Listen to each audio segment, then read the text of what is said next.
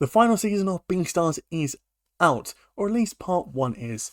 With someone who waited patiently for this season to come out, reading all the manga in between, I can't wait to see this adaptation for this series. So, let's continue with the aftermath. The season kicks off with the introduction of a mysterious figure, reviewing the aftermath of Legoshi's battle with Riz.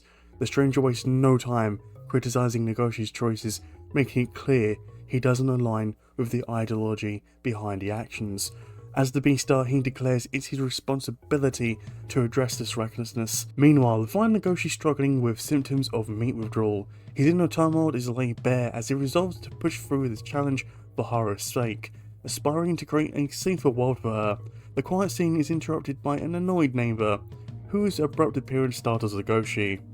Later, we see Gukin working on a new case. When Legoshi visits him, Legoshi reveals his intention to turn himself in for his involvement in a Riz incident, but instead he was handed a lenient sentence. However, the incident left a lasting mark on his record, specifically the charge of eating Lois's leg. We also get a glimpse into Goshi's family life. He reveals to Gukin that he only has a grandfather, who he still hasn't explained to him getting arrested yet. Legoshi expresses his desire for a quiet life with Haru distracting him from Gohan's investigations.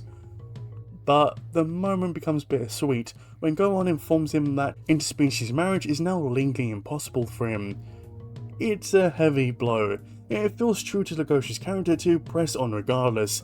Even if he had known the consequences beforehand, it's easy to believe he would have made the same decisions. Elsewhere, we catch up with Lois, who reflects on his fallen friend.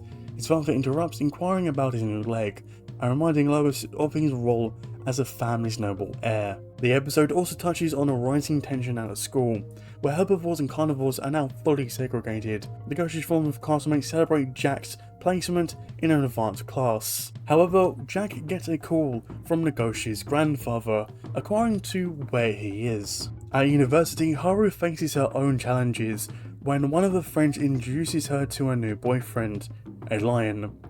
The topic of interspecies relationship arises.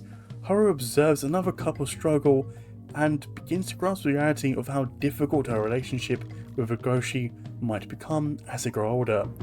It's a subtle but poignant moment, showing her maturity and the weight of her decisions as she navigates this complicated bond. The tone shifts as we move to a festival in the black market. Once a lively celebration, it has devolved into a battleground for gang turf wars. The tension escalates when a non-carnivore unexpectedly slits the throat of the person explaining the festival. We cut to Legoshi succumbing to his meat withdrawal, with his neighbour growing more furious, where she knocks on the door, and unfortunately for her, Legoshi pounces on her. We end off this episode when the Lion Gang are having their own difficulties, until a mysterious stranger walks in with a calm demeanour until this happens.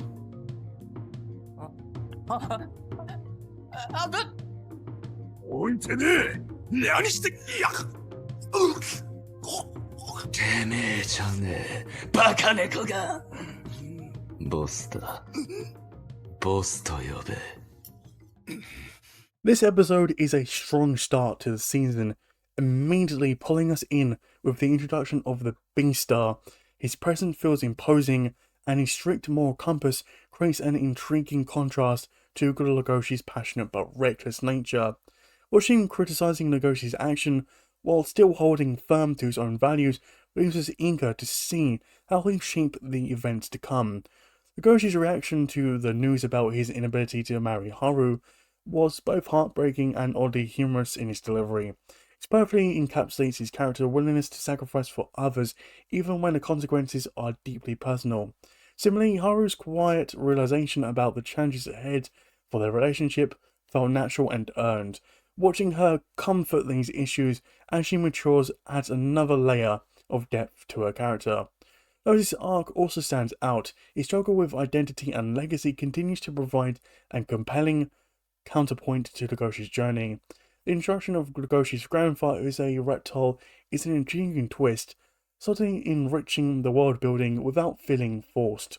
With that cliffhanger at the end, and as someone who's read the manga, I can confidently say this adaptation delivers. With every episode of Part 1 already available, there's no need to wait. Dive in and enjoy this thrilling continuation. It's shaping up to be a satisfying conclusion to a remarkable series. And if you enjoyed this video, make sure to leave a like, a comment, and all that YouTube stuff. It helps me out a ton. In any case, I have been Fifth Milk, and I'll see you all in the next episode.